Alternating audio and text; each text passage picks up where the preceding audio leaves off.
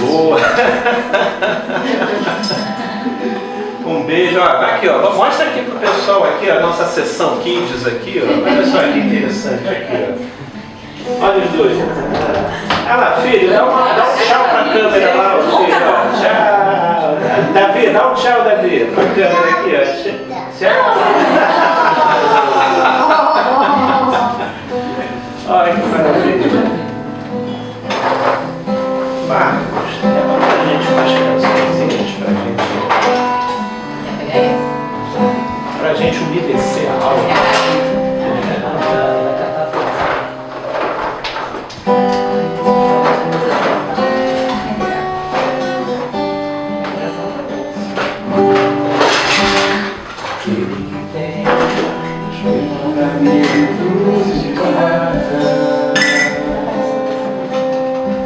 Esse é o que me ama,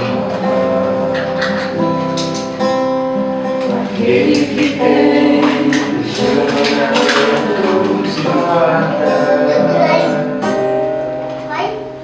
Esse é o que me ama, aquele que me ama será amado. E eu também o amarei e me manifestarei a ele.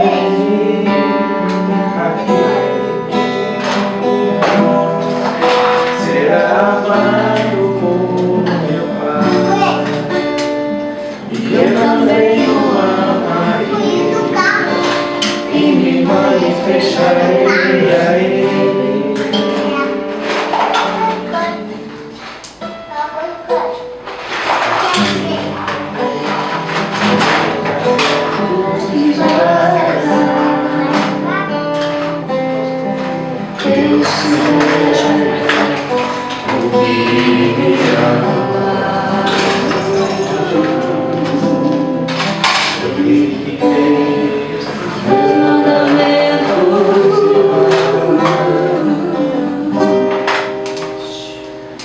Esse é o que me ama,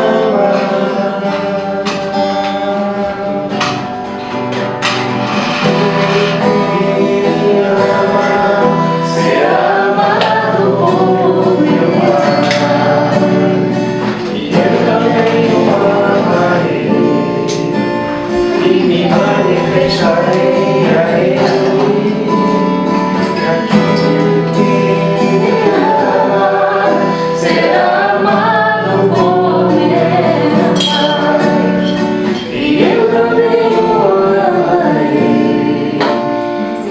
Manifestarei a ele.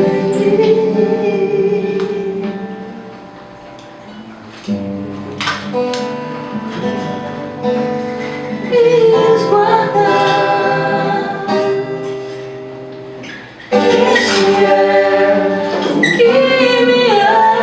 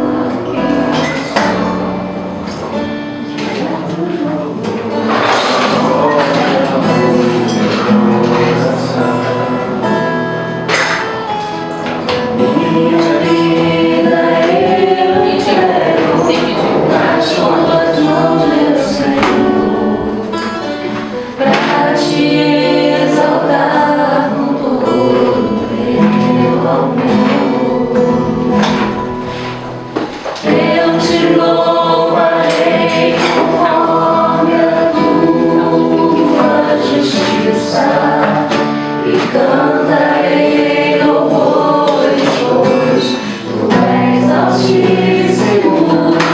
Celebrarei a ti, ó Deus, o meu viver. Cantarei e contarei as tuas obras, pois por tuas mãos foram criados terra, céu e mar, e todo ser que neles há.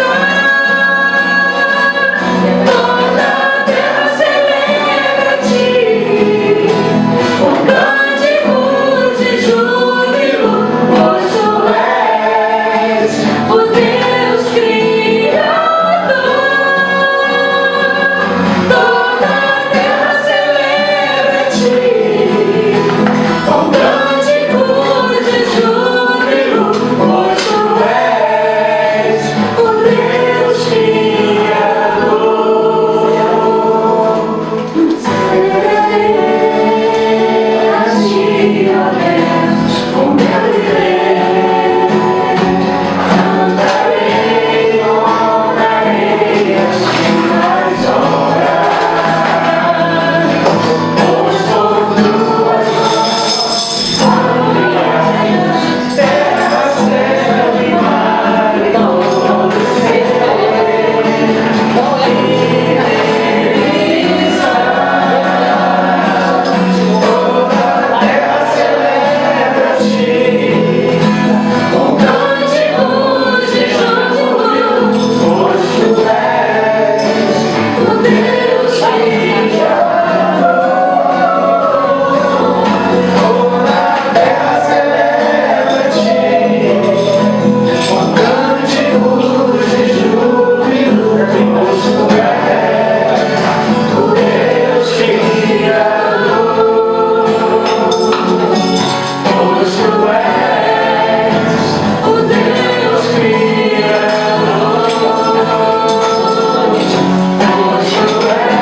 glória, a força e o poder ao Rei Jesus, e o louvor ao Rei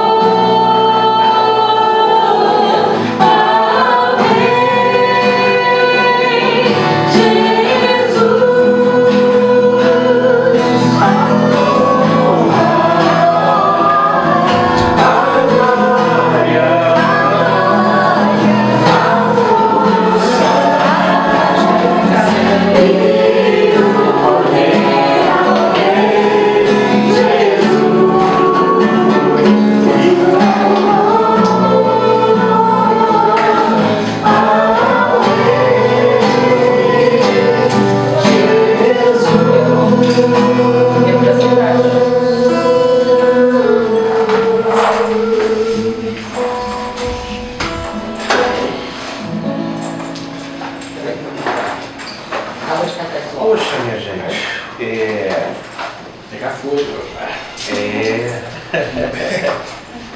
com a alma umedecida pela mensagem do canto, eu queria, em primeiro lugar, expressar a minha alegria, né? Eu acho que estava um grupo assim tão bacana aqui presencialmente, né? Nós temos o recurso da tecnologia para, de alguma forma, nos favorecer o contato e a interação, mas de coração eu acho que nada substitui esse calor aqui, né? Esse encontro aqui, essa troca de dons, de talentos, de energias, na convergência de uma consciência que nós temos em comum aqui, né? Eu gostaria de refletir com vocês acerca de uma mensagem que, no seu contexto, ela foi uma mensagem dura, né? Pelo menos para aqueles que naquele enquadramento ali a ouviram da parte de Jesus.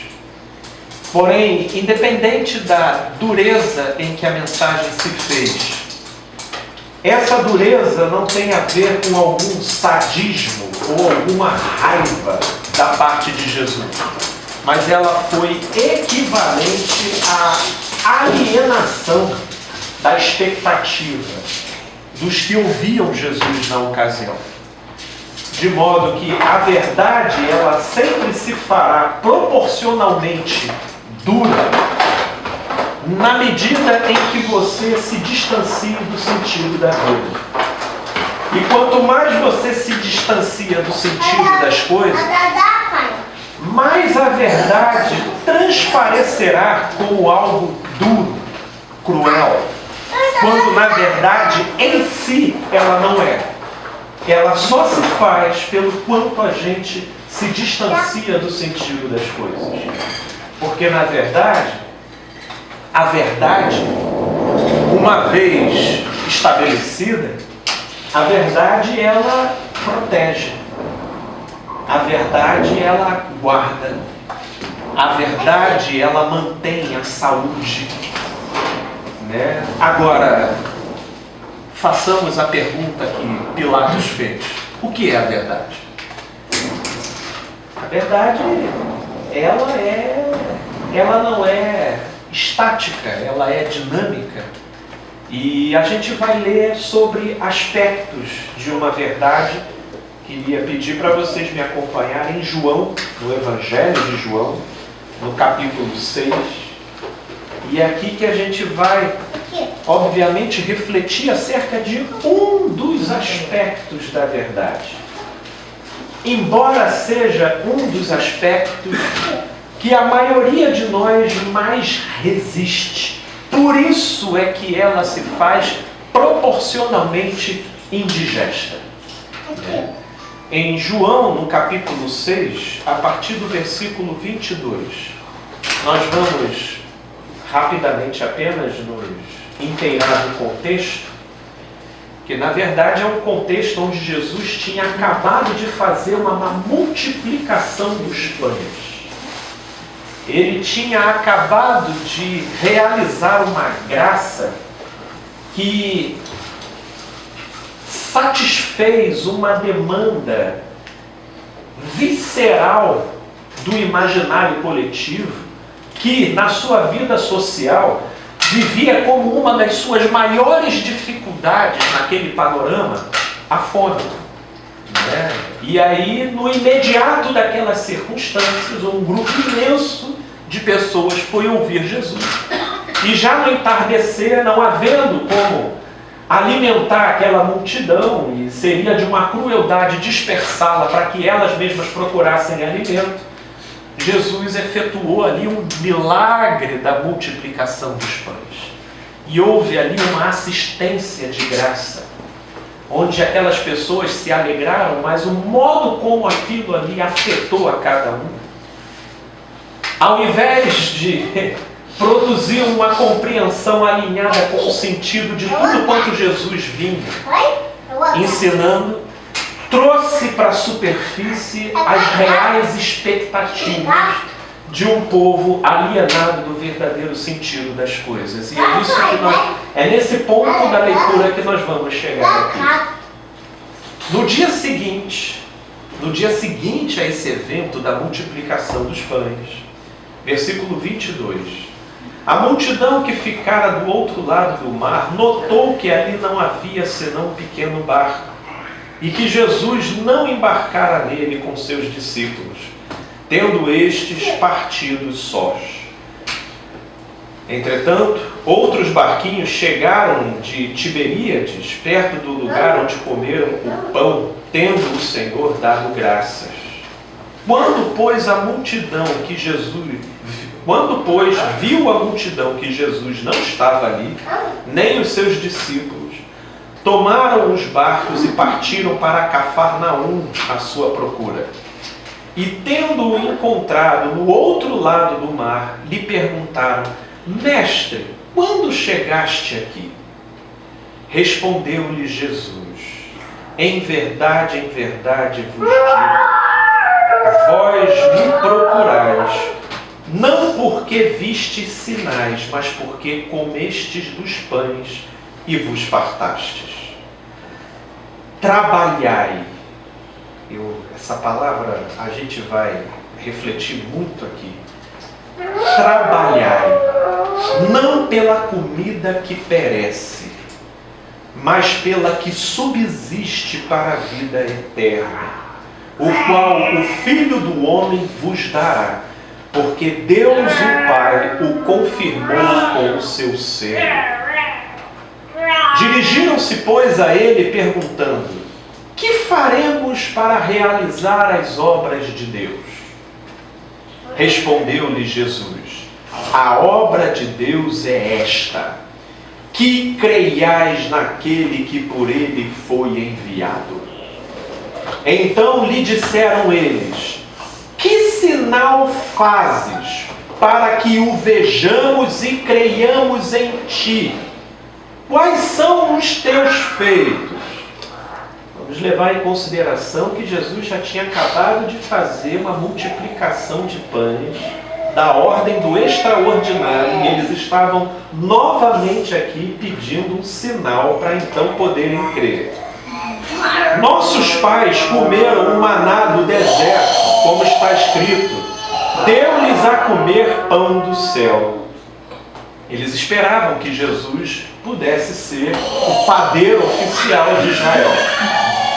Replicou-lhe Jesus: em verdade vos digo, não foi Moisés quem vos deu o pão do céu. O verdadeiro pão do céu é o meu Pai que vos dá. Porque o pão de Deus é o que desce do céu e dá vida ao mundo. Então lhe disseram: Senhor, dá-nos sempre desse pão. Declarou-lhes, pois, Jesus: eu sou o pão da vida. O que vem a mim jamais terá fome, e o que crê em mim jamais terá sede. Porém, eu já vos disse que, embora me tenhais visto, não credes. Todo aquele que o Pai me dá, esse virá a mim, e o que vem a mim, de modo nenhum o lançarei fora. Eu vou parar por aqui, embora eu pudesse continuar, porque eu quero só explorar o movimento psicológico que a maioria de nós fazemos. A maioria de nós fazemos.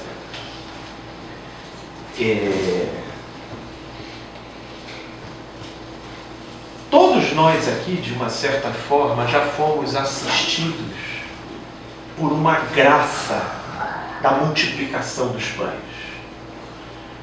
Por uma graça que multiplicou na nossa consciência uma percepção, um entendimento, que nos direcionou a caminho de uma maior pacificação.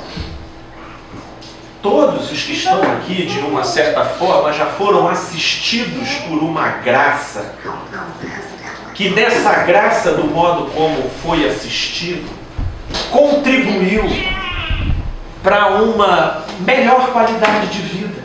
Em algum sentido, a gente passa por isso.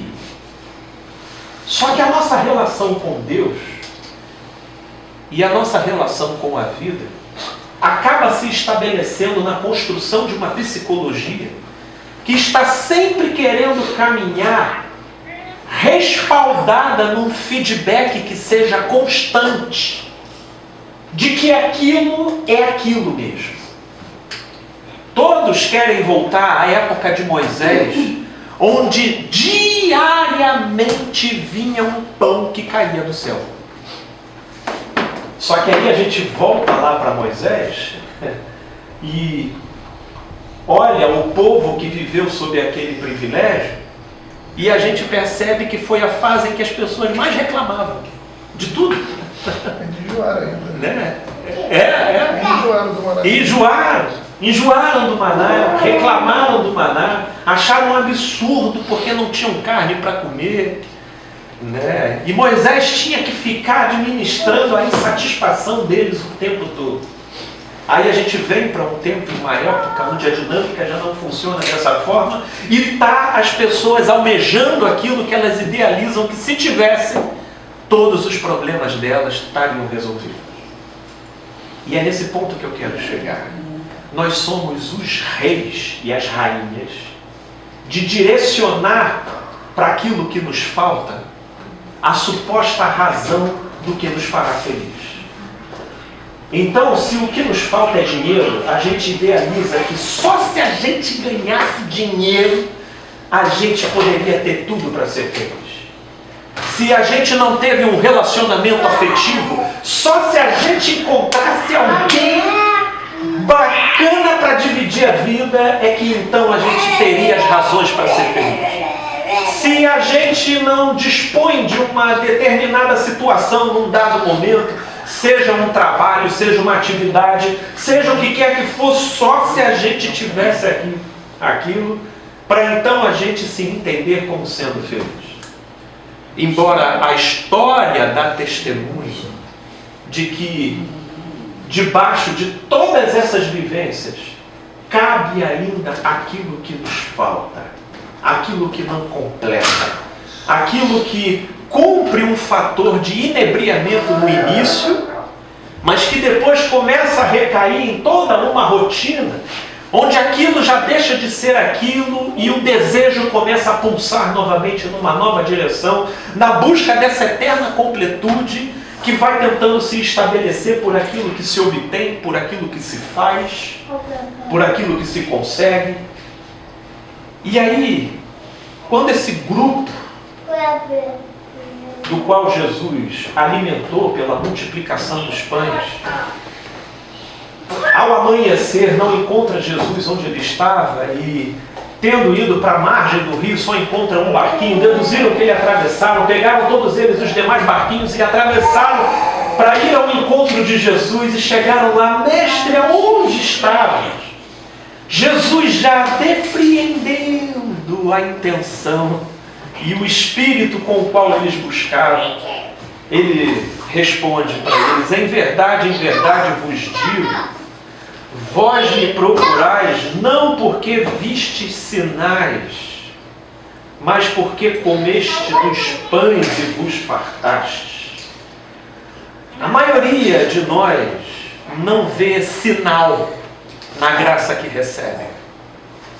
A maioria de nós não vê um artesanato da produção divina naquilo que nos acontece. A gente interage muito com a realidade pela via da satisfação da nossa necessidade, sem entender um significado transcendente que está para cima daquilo daí. A gente não consegue perceber, nós somos tangidos e coagidos e movidos pela satisfação da nossa necessidade, e é nisso que subjaz a nossa associação do que seja a companhia de Deus com a gente. Não, como é que eu vou acreditar em Deus se eu estou aqui nessa situação? Como é que Deus é Deus se Deus deixa crianças serem molestadas?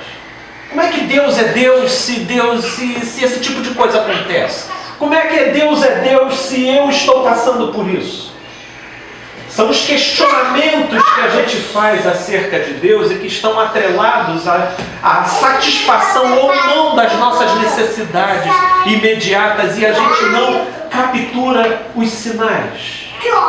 Os sinais que estão presentes na singularidade dos desenhos da nossa própria trajetória. Procurar, porque vós me procurais não porque vistes sinais, não porque depreendestes um significado superior acerca daquela vivência, mas tão somente porque comeste dos pães e vos fartastes. Aí vem o termo que eu queria trabalhar aqui com vocês. Trabalhai. não pela comida que perece, mas pela que subsiste para a vida eterna. Trabalhai. Isso sugere algo da ordem de um esforço. Trabalhai, não pela comida que perece, mas para aquela que subsiste para a vida eterna. Mas tem mais, porque a gente vai pegando a ideia, mas vai vindo perguntas. Como? Onde? Por quê?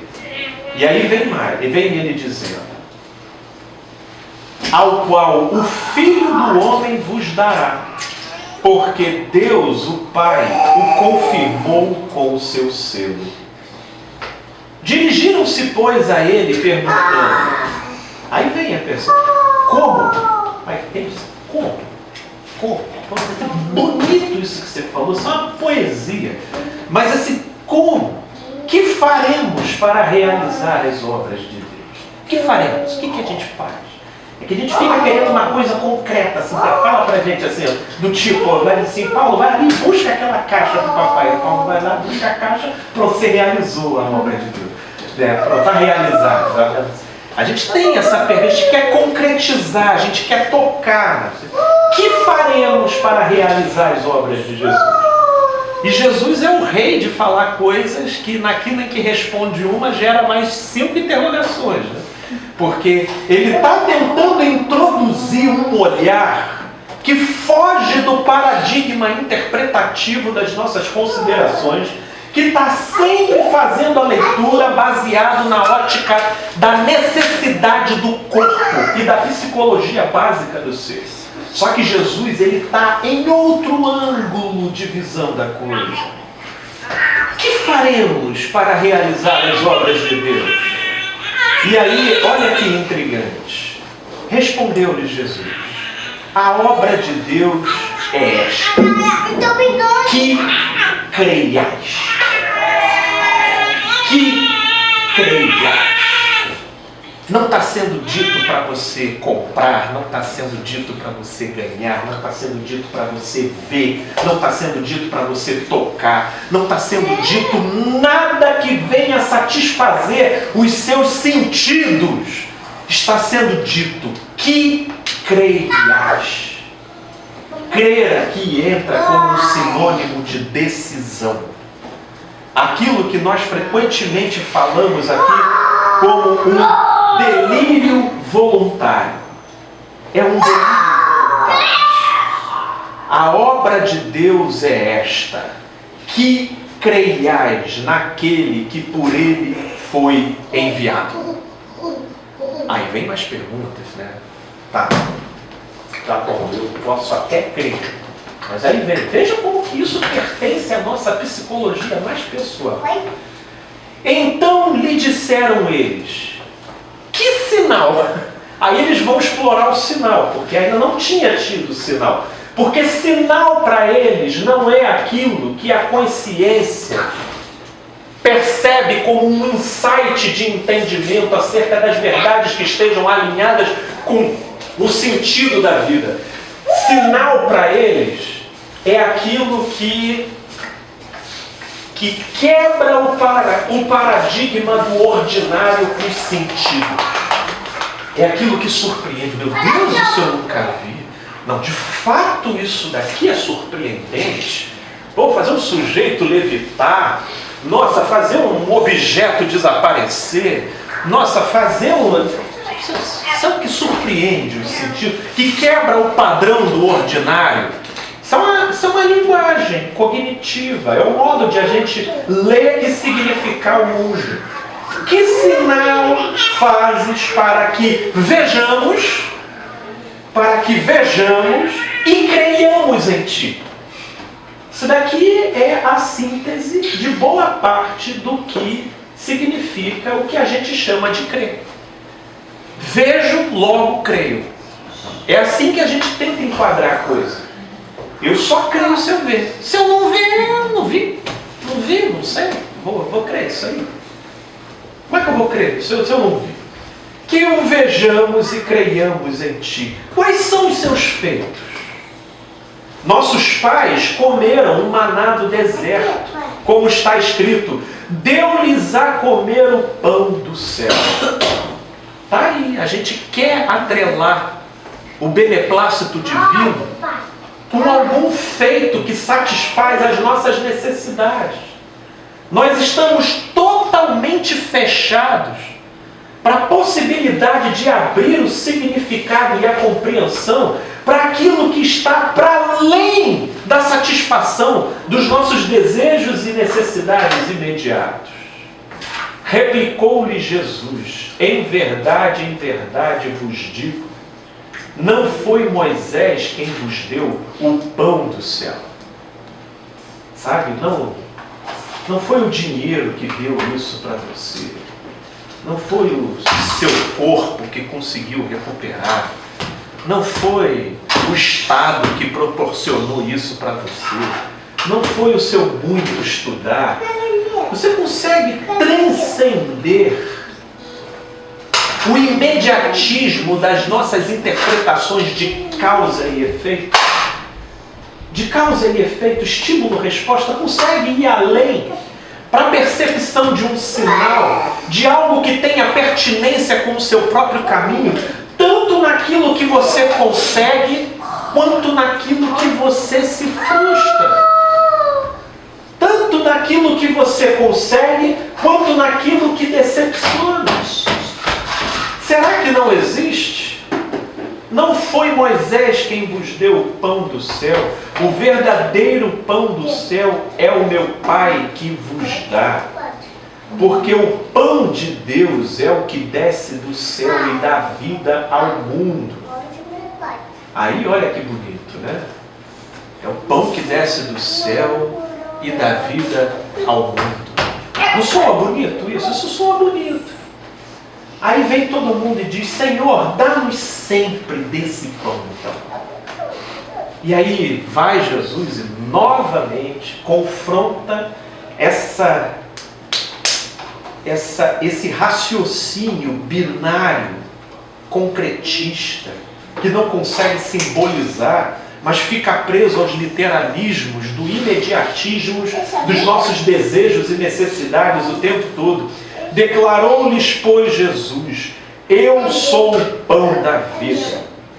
O que vem a mim jamais terá fome, e o que crê em mim jamais terá sede.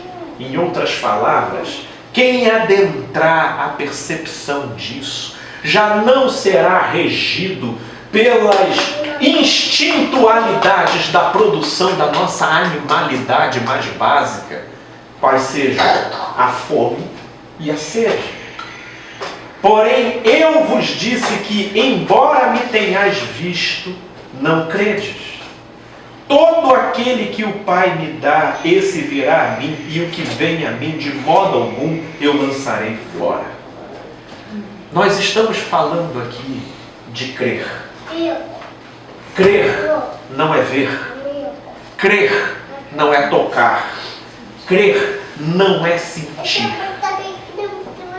Crer é uma decisão da consciência que se estabelece para além daquilo que pode ser satisfeito por uma lei de causa e efeito do que determina o funcionamento da nossa psique. E Jesus, ele deu essa palavra, e Jesus foi aquele que foi quase tornado rei entre os homens. Ele mesmo fugia dessas ocasiões em que os homens, entendendo que ele tinha as prerrogativas daquilo que poderia livrar Israel das mãos dos romanos, tentavam fazer um motim para então encaminhá-lo como peça principal para tomar o poder de Israel e devolver-lhe a glória. E Jesus foi aquele que foi levado para a cruz, que foi levado para o sofrimento, que foi levado para a humilhação. Para a humilhação. Em João, no capítulo 4, Jesus se encontra com uma mulher depois de ter caminhado horas a fio debaixo do sol, e ele se senta à beira de um poço e começa a conversar com aquela mulher. E depois de toda a interação que teve ali, chegam os discípulos. E tendo os discípulos se deparado com aquela situação, eles vão oferecer uma comida para Jesus. E Jesus diz para eles o quê? A minha comida e a minha bebida é fazer a vontade do meu Pai que está nos céus.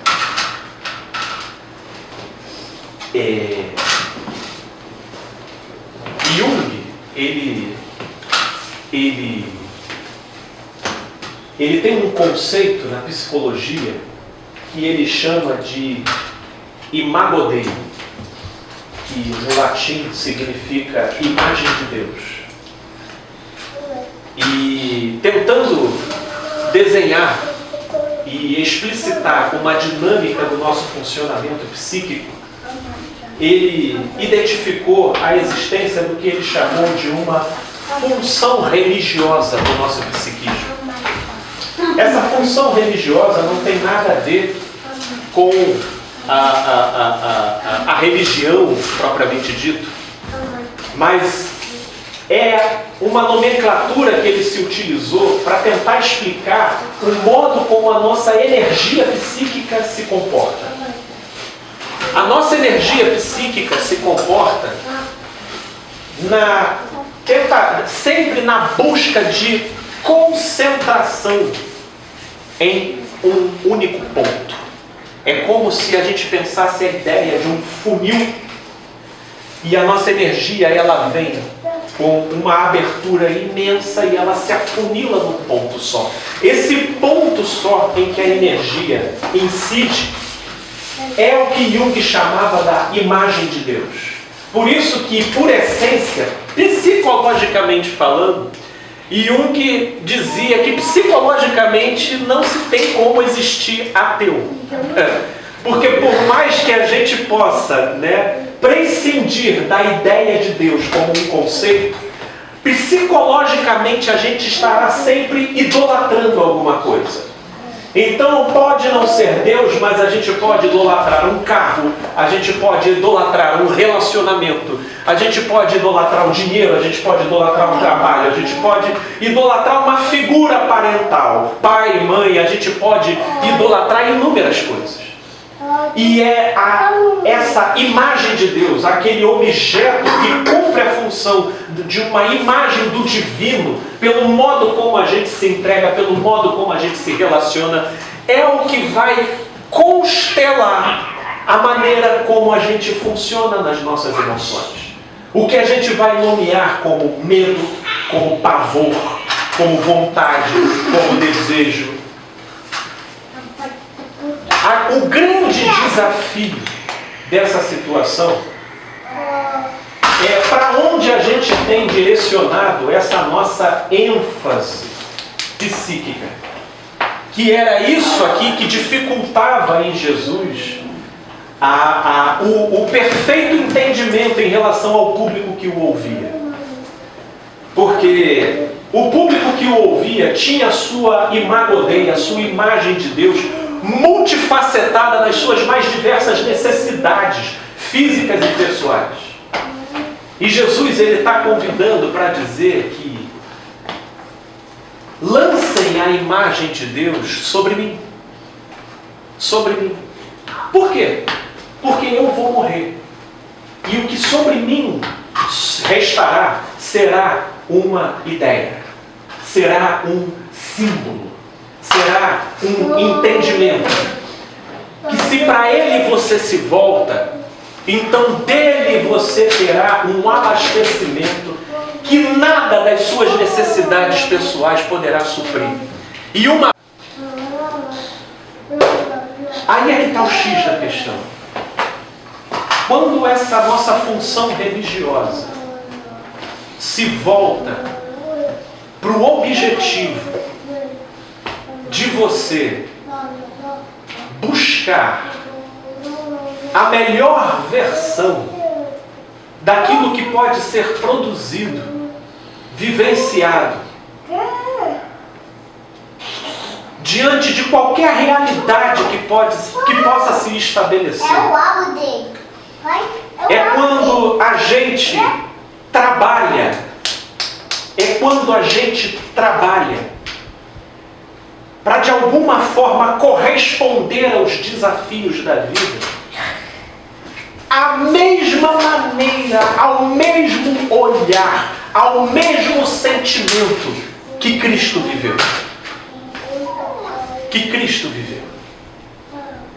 Isso é um desafio que desafia muito pouco a gente. Porque, ao estilo daquele livro, né, nos passos de Jesus, o que eu faria? Como é que é? Qual o nome daquele livro? Tem um livro aí? No lugar de Jesus. O que eu faria? O que faria Jesus no meu lugar? Tem um livro aí que virou uma verdadeira neurose, né, para muitos evangélicos, porque na verdade procura-se o estereótipo de determinados comportamentos, como se o comportamento estereotipado, propriamente dito, tivesse o poder de santificar o sujeito. Como se fosse previsível. Né? Como se fosse previsível. Corre no chão, vai. Isso aí daqui, por exemplo, para orar por certas coisas a gente tinha que cuspir no chão, né? ou isso. Ou nas nossas orações a gente tem que utilizar o vós, né? Vós, nosso Pai que está nos céus. A gente teria que ter uma linguagem estereotipada. A gente parte para certos literalismos, né? Que na verdade desviam a essência do entendimento. O que Paulo quis dizer? Já não vivo mais eu, mas Cristo vive em mim. Minha vida que agora eu vivo na carne, eu vivo pela fé. Porque de uma certa forma, todos nós do lado de dentro possuímos medos. O medo nos seduz como uma coisa horrorosa. A nossa imaginação, por vezes, parte numa hemorragia de cenários, daquilo que vai mobilizando a gente dentro de certos desesperos, que o que você acha que vence isso daí? Um pão multiplicado? Um emprego novo? Uma casa? Um carro? Ou uma decisão em fé? Que a gente do lado de dentro decide, eu não vou alimentar isso. Eu vou botar o pé na direção daquilo que eu entendi que seja o que segue o fluxo da vida. Eu não me sinto capaz, mas eu me creio capaz. Você sabia que é possível esse movimento dentro da gente? É que a gente não faz. É porque a gente, para se decidir, a gente fica esperando o sentimento passar. Para seguir em frente, a gente fica esperando uma empolgação surgir. Para se apropriar de uma determinada situação, a gente fica esperando algo prorromper na forma de um sentimento. Aí a gente vai em determinados lugares e a gente ouve umas palavras de encorajamento. E aí eu estava até ouvindo o Guto, estava falando hoje do carro e falando, poxa, a gente vai até nos lugares, a gente ouve as palavras de ânimo, mas a gente sai do lugar, daqui a pouco o ânimo já aquilo ali tinha que durar. Mas porque a alma às vezes recebe umas injeções. Mas é dessa injeção de ânimo que a gente está falando? E energia não é dessa. Porque isso passa. É o trabalhar, né, filho? É o trabalhar. Trabalhar. E aí pergunta, o que faremos para fazer a obra de Deus? Crer. Esse é um exercício. O exercício de você crer naquilo que você não sente.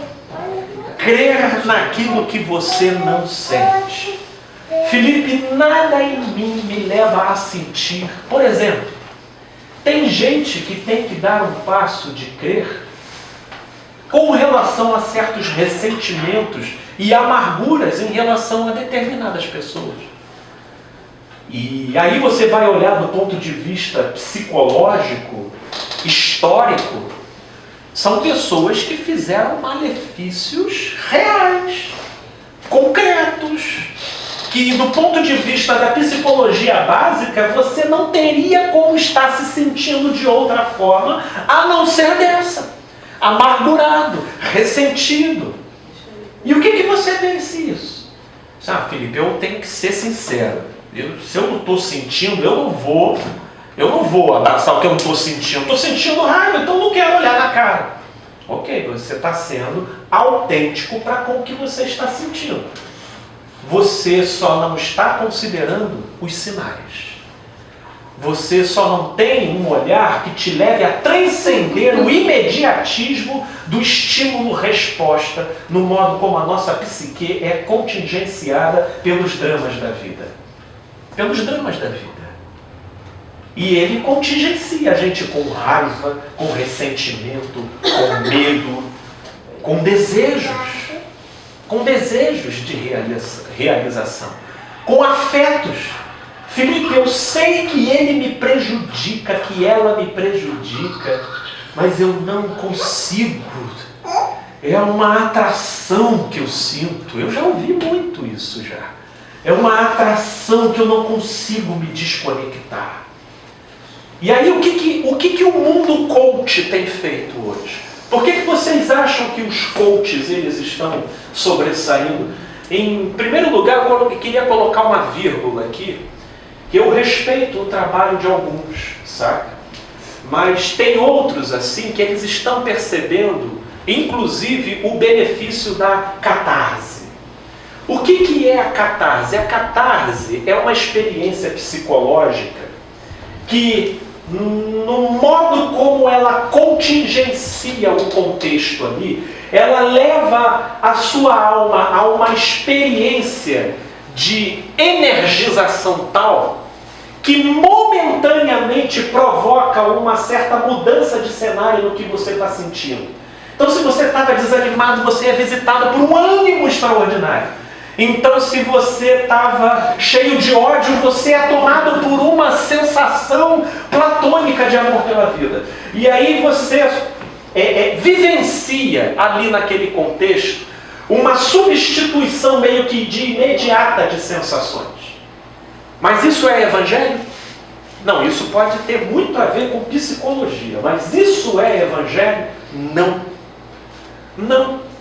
Porque o máximo que isso pode te dar ali é um empurrãozinho no tranco de um carro, sabe? Que está tentando pegar e você vai tentando no movimento dar um trampo. Mas é o que o Guto estava falando lá no carro comigo.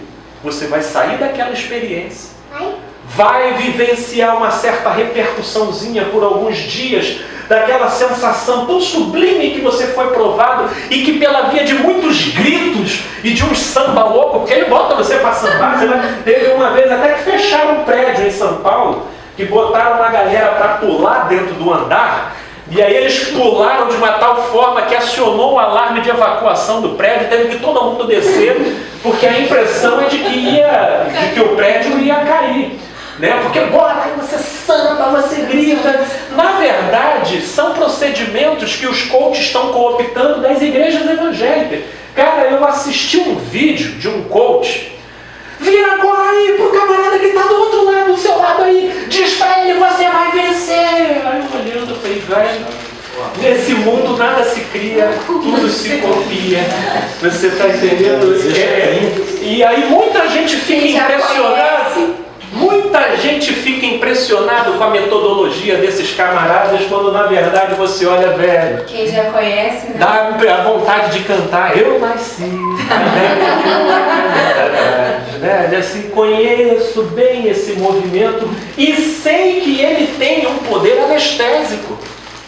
Ele tem, ele insufla, principalmente o que esses coaches estão perdendo, e aqui vai a dica, né, para os amigos coaches, é que a igreja evangélica ela criou a regularidade do evento para dar sustentação ao alimento que ela dá. Porque é um alimento que só mata a fome e a sede na medida em que se torne regular.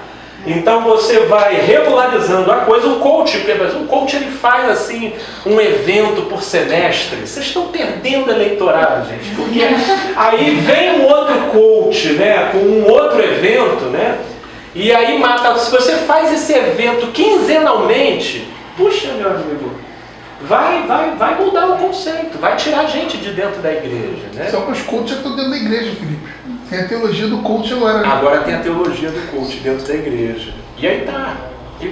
E é o que? Mas aí eu acho que já tá. Esse é o tipo de coisa que junta a fome com a vontade de comer. Né? Você já está matando 2 coelhos com uma cajadada só. Né? Agora, os coaches que estão querendo ser mais neutros, né? Não dar uma característica assim diretamente religiosa para a coisa, eles estão aí com um material muito farto daquilo que até então era de propriedade exclusiva das igrejas, e eles conseguiram encontrar o know-how, né? O modus operandi da coisa, e a coisa tem dado muito resultado. Eu podia até trabalhar e fazer isso aqui com o pessoal. Olha, nós temos aqui um vozeirão com a gente, um violão. A gente pega uma musicazinha aqui, ó, na cadência, vai repetindo. Eu começo a falar mais romântico aqui, ó, pá, uma voz cadente. Daqui a pouco a gente vai começar a ter alguém mais sensível que vai começar a chorar. Aí ele começando a chorar, porque no meio do público tem. Se vocês forem ver, só um. Ele ama você. Aí você vai, a alma toca. Se você tá com a alma atribulada, olha isso, que isso, eu vou ficar em silêncio agora. Essa alma vai tocando. Eu não estou depreciando isso. Isso pode ter um momento de verdade. O que eu estou questionando aqui? Que tem muita gente que só vai até aí. Parou aí.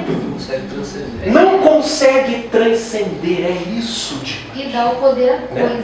E dá o poder à coisa e torna isso um fim em si mesmo. Do tipo, eu não tenho como deixar de ir na igreja.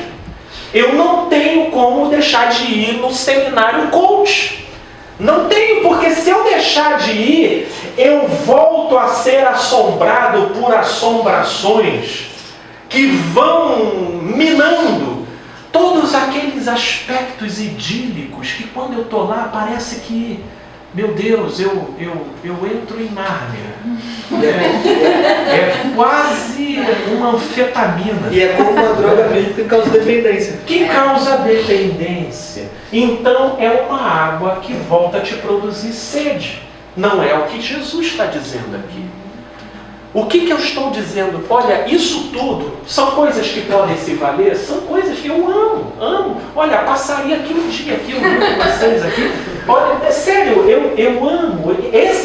Todos esses elementos têm o seu lugar, o seu espaço. O que nós estamos questionando é quando isso é transformado um fim em si mesmo. E aí vem a pergunta: que faremos então para fazer a obra de Deus? Crer. Se você não estiver disposto a crer para além do que você sente, inevitavelmente a sua vida será de um dependente. Inevitavelmente a sua vida será a de um dependente.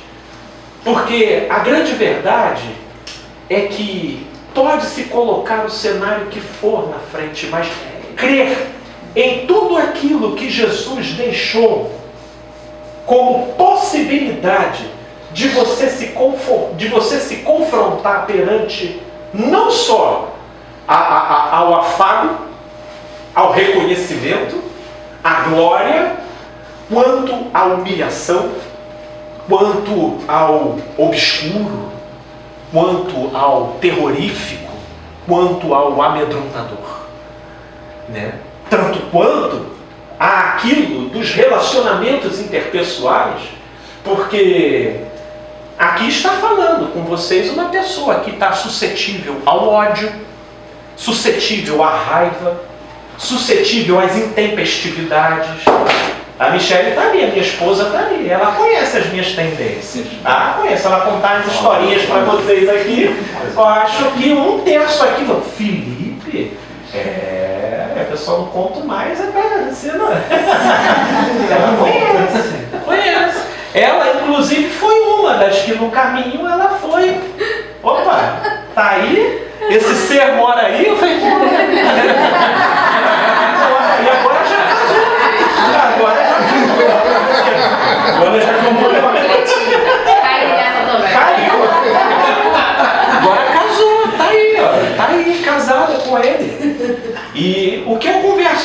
Michele, assim, olha, tá aqui alguém que está relativo, mas com um compromisso de acreditar para além do que eu sinto. E quanto mais você trabalha nessa direção, mais a sua alma vai sendo moldada num padrão que, no geral, quem está de fora já acha até que você já alcançou a coroa da vida. Né? Você é tão zen. Fica com esse papo, você é tão zen. De longe eu sou, filho. Você me vê daquela esquina lá, entendeu? Você vê, mas se você chegar perto, você vai ver um homem em formação. Um homem em formação. E não é nada além disso que está sendo estimulado. Não está sendo estimulado a perfeição.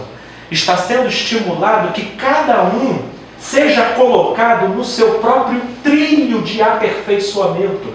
Porque possivelmente os que aqui estão não possuem nenhum desafio de aperfeiçoamento parecido com o meu.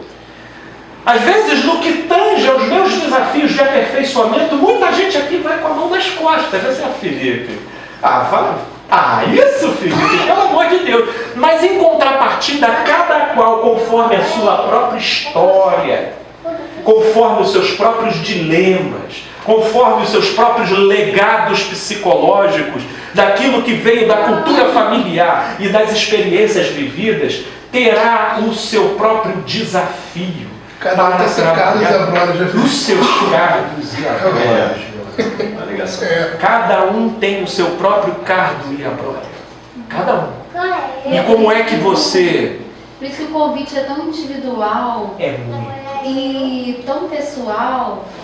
E é isso que sempre me faz entender assim que a gente tem uma tendência a achar que é o externo que vai decidir por nós, né? É o externo que vai decidir como eu me sinto, e aí o que eu sinto, eu busco tal coisa, e essa tal coisa que eu busco me faz me sentir de outra forma. A gente está sempre depositando o governo e o poder no de fora. E Cristo chama a gente para uma individualidade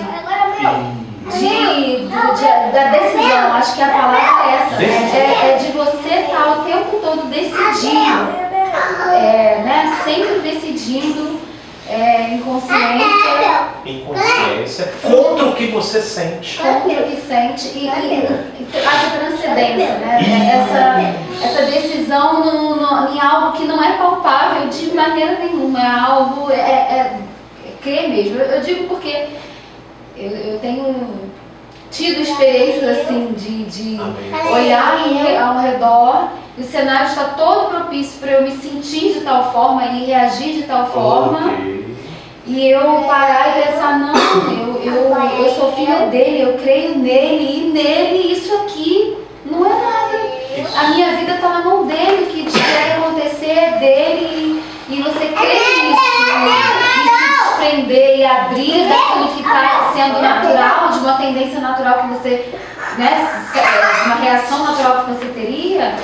É difícil, é uma decisão, e é uma decisão diária, é uma coisa que você tem que fazer todos os dias. Trabalhar nisso.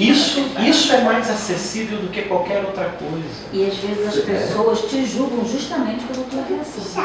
Porque às vezes o cenário está bem crítico e você está em paz, né? Porque eu considero a fé como confiar. Isso. Confiar, não tem outra explicação. É verdade. Felipe, é verdade. E aí, mas como você... ou você é louca, ou você é arrogante, ou você é insensível. Naquela situação você tem que ter uma reação. Isso. Né? Para cada cenário você precisa ter uma reação. Que é isso que toda a sociedade às vezes espera. Essa é a psicologia básica do nosso funcionamento. Na própria igreja a gente é muito ensinado a se guiar pelo sentido das sensações. Muito. Isso é estimulado o tempo todo para você sentir. E aí a gente fica viciado nesse sentir. Né? É na igreja, fora da igreja. Sim. Na verdade é porque a igreja ela se vale do espírito que está no mundo. Né? Só que com as nomenclaturas do sagrado. a serviço dessa psicologia básica. Porque na maioria, nós operamos assim, nós operamos buscando a satisfação dos sentidos para então a gente conceber a ideia do crer. Mas na verdade quem assim concebe as coisas não entendeu o que crer seja. Né? Mas diga, gente.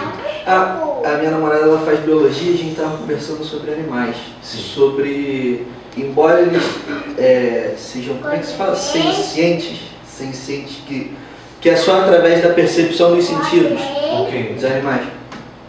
Mesmo assim, eles conseguem trocar. Eles têm uma consciência de troca. Que eles fazem as coisas através por alimentos. E aí eu estava pensando, nossa, caramba, que ruim. Aí ela falou, ruim não, você também é um animal. Aí eu falei, nossa, é verdade. O nosso físico está ligado a isso. Se a gente não transcender, a gente vai ser sempre inconstante, guiados pelos sentidos. Se você não transcender a sua consciência e além da razão, você sempre vai ser isso. E seremos julgados pela girafa.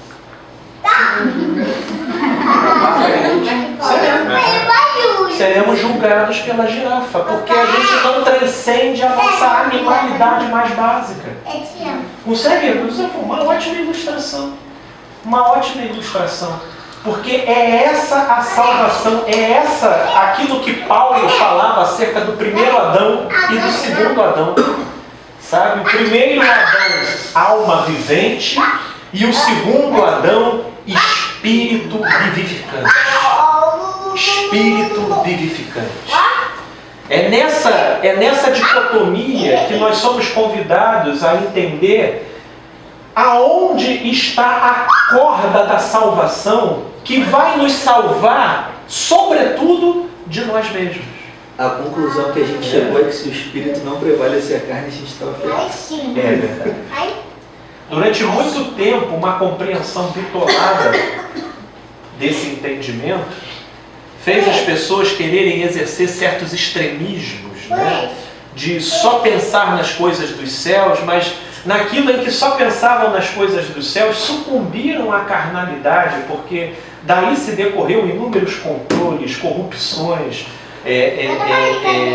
e perversões das mais diversas naturezas. O fato é, esse é o nosso trabalho diário. Nosso trabalho diário diante de nós mesmos. Isso daí, o que vier para além disso, saiba, é plus. É plus. Por exemplo, vocês acham que Jesus não teve alguns plus assim? Mas veja a importância que Jesus deu para os plus que ele vivenciou. Quais foram um dos plus assim que Jesus vivenciou em termos de sensorialidade, de satisfazer os sentidos? Quebrar o tempo lá? O Monte da Transfiguração. Não, o Monte da Transfiguração foi um deles. Ele subiu o Monte da Transfiguração e daqui a pouco ele se transfigura, vem Moisés e Elias. E ele começa a dar os sentidos aqui, os sentidos todos, eles ao ponto dos discípulos olharem, meu Deus do céu, eu acho que se algum de nós aqui tiver um tipo de experiência como essa, meu Deus do céu, vai ser algo para a gente escrever 5 enciclopédias, né? Do quanto que isso vai marcar. Jesus desce o Monte da Transfiguração e ainda fala o que para os discípulos? Olha, morreu aqui, que vocês viram aqui. Vocês vão falar sobre isso depois que eu tiver ressurreto dentre os mortos. Que isso, velho? Qual foi o outro, assim, que Jesus teve, assim, que satisfez os sentidos? Estava em João, aqui dele mesmo. Quando a mulher lava o pé dele. Não, andou sobre as águas. Não, são o que contingencia o sentido de maneira extraordinária. Não, mas esse foi até de modo ordinário. Entendeu? Ele andou por sobre as águas. Ou a voz que veio, quando ele estava falando, a voz: esse é o meu filho amado, quem me comprar. O áudio, esse áudio, todo mundo. Esse áudio, meu Deus, esse áudio assim falando. Como é que Jesus tratou isso? Quando ele fala assim: essa voz não foi para mim, foi para você. vocês. Lázaro lá, morto. Não, Lázaro foi pra vocês. Lázaro foi outro. Ele voando assim. Lázaro foi outro. Voando, que tava Isso. com uma múmia, né? Tava ali, ó, todo mumificado. Qual era o ibope que Jesus dava porque satisfazia os sentidos? Ele fez uma live. Ele pegou os É. Quando ele leproso, ele pediu pro leproso. Para o leproso ficar em silêncio, o paralítico que desceu diante dele, lá, né? aí desceu, colocou ele diante dele e ele falou: perdoados estão os seus pecados. Por um acaso, os caras que desceram o paralítico pelo telhado, eles queriam que o cara fosse perdoado? Assim, a intenção era isso: Senhor, só perdoa ele aí, porque, putz, cara, isso é só papo de treta no nosso ouvido. Era alguma intenção dessa? Não, não era. Mas aí Jesus meio que frustra, né? Senhor, perdoados estão os pecados. Eu fico imaginando o cara lá no telhado, assim, pô, só isso, essa trabalheira danada. Putz, É jogar ele lá de cima e cair e morrer mal. Isso, segura essa olha, perdoado, não, antes que disse, né? Para abrir ali um clarão ali, o Senhor perdoa aqui o sujeito aqui que está meio deprimido, porque os nossos sentidos ficam pedindo uma satisfação. E aí Jesus, ele vira e diz: para que creiais, para que creiais que o Filho do Homem tem poder para perdoar pecados, levanta e anda. Ele deu tapinha para os sentidos, mas não para que os sentidos recebessem a chancela do significado último das coisas, mas para que pelos sentidos fosse criada uma ponte de acesso para o crer. Se você for olhar o modo como Jesus lidou com aquilo que contingenciava os sentidos, você vai ver ele sempre banalizando isso. Ele vai dizer: isso não é o X da questão. Isso não é o X da questão. Você olha, isso é silêncio sobre isso.